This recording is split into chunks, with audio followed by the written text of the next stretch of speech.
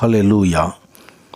Zion வேதாகம ஆய்விற்கு அன்போடு கூட இயேசு கிறிஸ்துவின் நாமத்தில் உங்களை வரவேற்கிறேன். இன்றைய தினத்திலும் 1 சாமுவேல் புஸ்தகம் அதிகாரங்கள் 7 முதல் 9 அதிகாரம் வரையுள்ள வசனங்களை தியானிக்க சர்வவல்லமை தேவன் தாமே நமக்கு கிருபை பாராட்டுவாராக. 7வது அதிகாரத்திலே கீரியாத் யாரீமிலே தேவனுடைய பெட்டி அநேக நாள் தங்கியிருந்தது. 20 வருஷம் அங்கே இருந்தது. இஸ்ரவேல் குடும்பத்தார் எல்லோரும் கர்த்தரை நோக்கி அவர்கள் புலம்பிக் கொண்டிருந்தார்கள். காரணம் என்ன என்று சொன்னால், இதோ பெலிஸ்தருடைய கை அவர்களுக்கு விரோதமாக இருந்தது.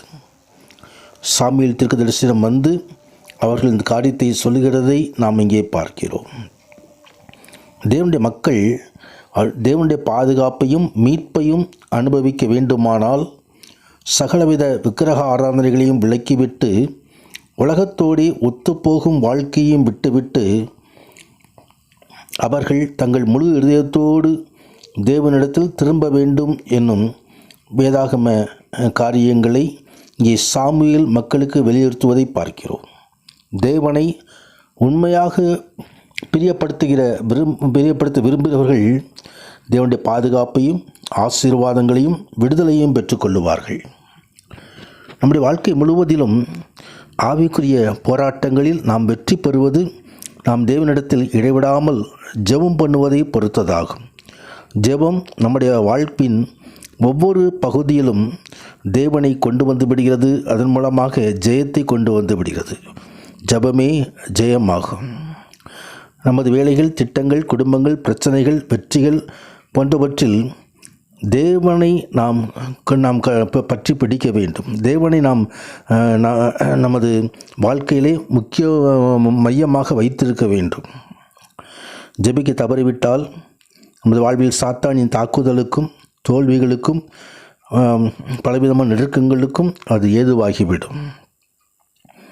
தொடர்ந்து 8வது அதிகாரத்திலே சாமுவேல் தன் குமாரர்களை இஸ்ரவேலின் தென்பகுதியில் நியாயாதிபதிகளாக நியமித்ததையும், ஆனால் அவர்கள் தங்கள் தகப்பனுடைய முன்மாதிரியை பின்பற்றவில்லை என்பதையும் நாம் பார்க்கிறோம்.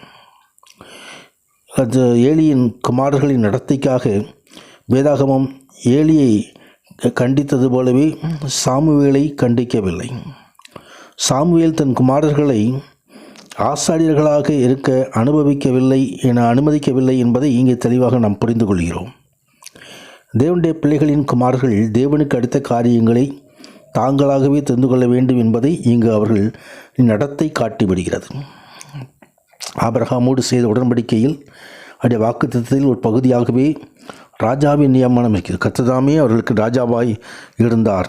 ஆனால் இஸ்ரவேலர் தங்களுக்கு ஒரு ராஜா வேண்டும் என்பதை அவர்கள் கேட்கிறார்கள்.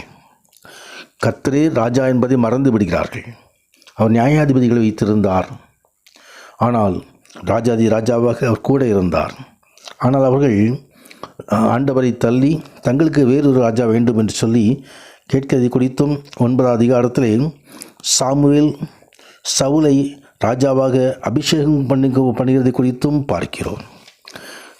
கீசின் குடும்பத்தில் ஒரு கழுதை காணாமல் போனபடியினால் கீசின் குமாரனாகிய சவுல் கழுதையை தேடி போன பொழுது சாமுவேல் தீர்க்கதரிசி சந்திக்கிறதையும், அங்கே சாமுவேல் தீர்க்கதரிசி ஒரு ராஜாவாக இஸ்ரவேல் தேசத்திற்கு சமஸ்த இஸ்ரவேலுக்கும் ராஜாவாக நியமிக்கிற ஒரு காரியத்தையும் குறித்து இந்த அதிகாரத்திலே பார்க்கிறோம். இந்த வசனங்களை தியானிக்கிற நமது வாழ்க்கையிலும் தேவனை ஜபத்தின் மூலமாக அண்டிக்கொள்ளுவோம், ஜெயத்தை பெற்றுக்கொள்வோம். தேவன் நியமித்த காரியங்களை நமது வாழ்க்கையில் கடைபிடிக்க உன்னத தேவன் தாமே நம்ம கிருபை பாராட்டுவாராக, வழிநடத்துவாராக. ஜெயம் தன் பிள்ளைகள், ஆண்டோடைய பிள்ளைகளுக்கு, இந்த விசேஷமாக தியானத்தில் ஈடுபடுகிற பிள்ளைகளுக்கு சகல காரியங்களிலும் தானியலுக்கு ஜெயமாக இருந்தது போல தங்கள் வாழ்க்கையிலும் ஜெயமாக இருக்கும்படி அனுக்கிரகம் பண்ணுவாராக. கர்த்தர் தாமே இந்த அருமையான குடும்பத்தாரை ஆசீர்வதிப்பாராக. ஆமேன், ஆமேன்.